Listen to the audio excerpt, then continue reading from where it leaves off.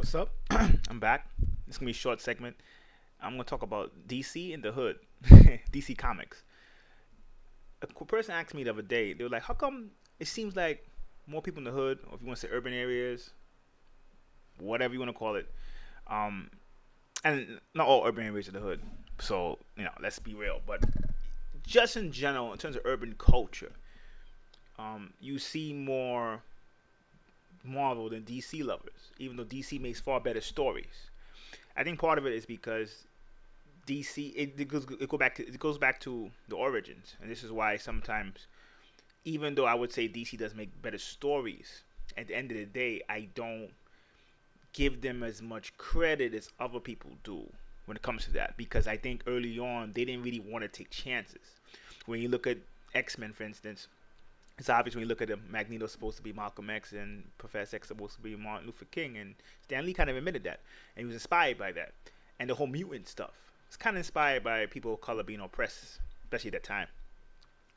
So naturally, then a lot of people of color would naturally tend to love X-Men, and it's just something where even when you see it cross into hip hop, because Marvel movies are popular now, comic movies in general are popular now, but before that they weren't always popular. So when you always see little stuff like Wu Tang put Tony Stark's and Johnny Blaze, Ghost Rider, Tony Stark's Iron Man in their rhymes or in their personas, it was because it was if you were gonna be in the hood, especially back in the days. I can't talk about from 2001 on.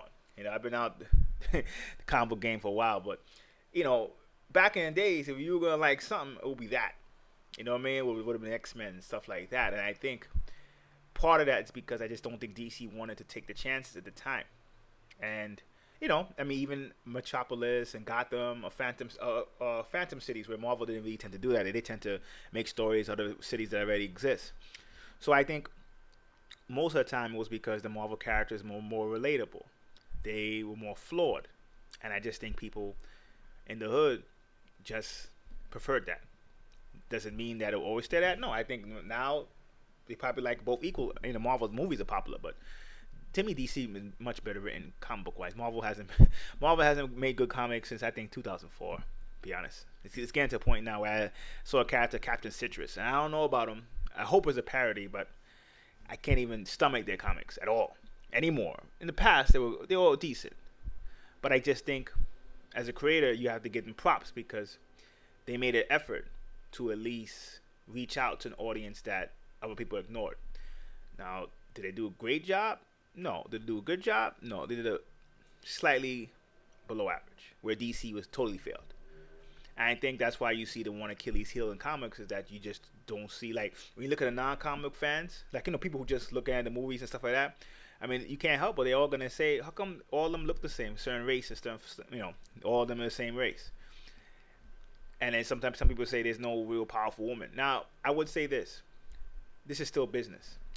I don't think women like comic books as much. So I think you can say, oh, Marvel should put out a Black Widow movie, but I don't really think that's realistic because I don't know how many people would. I mean, it might work. It might. But you're going to be dependent on the male audience then at that point. Again, I'm not sure how much women as a whole, of course there are females and women who like comics. I'm just saying as a whole, who like comics, so even if you do get a Black Widow movie, I bet you it's going to be in a really smaller budget. And then to me, because none of these movies are really made by great writers, they depend on a lot of big budget effects, you kind of almost asking for an inferior movie. And then if it doesn't work, then you're going to say, well, see, they can't carry their own movie, which I just think is not really smart business sense. So I think, and because in the past, they didn't have to put minorities in their comics, I don't think you can just start making stuff up now. That's my whole point. So they kind of pigeonholed into going down a certain route. Now, to me, they don't have much Achilles heels. That's even a minor Achilles heel, to be honest.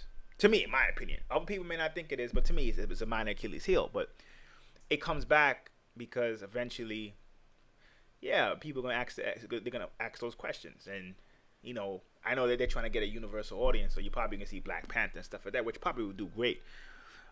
But I think, because people ask, how come does it seem like, how come Marvel just seems cooler to the people in the urban areas? And I just think a lot of people are not really familiar with the history of it. I just think DC never really took chances, never cared about addressing that type of stuff Marvel did. So, I mean, even putting Professor X in a wheelchair, he's handicapped. I mean, still kind of like, to your subconscious, like, wow, like, those are real life problems.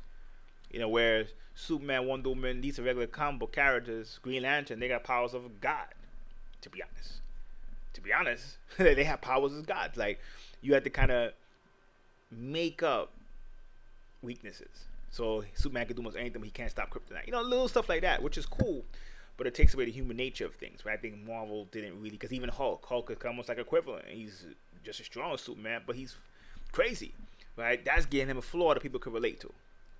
Obviously, Superman's more popular, but just going by, you can see the mechanisms where Marvel tried to do it, where they tried to say, let's come from the opposite equation, and it still holds true to now. So that's why I think their characters come off more relatable.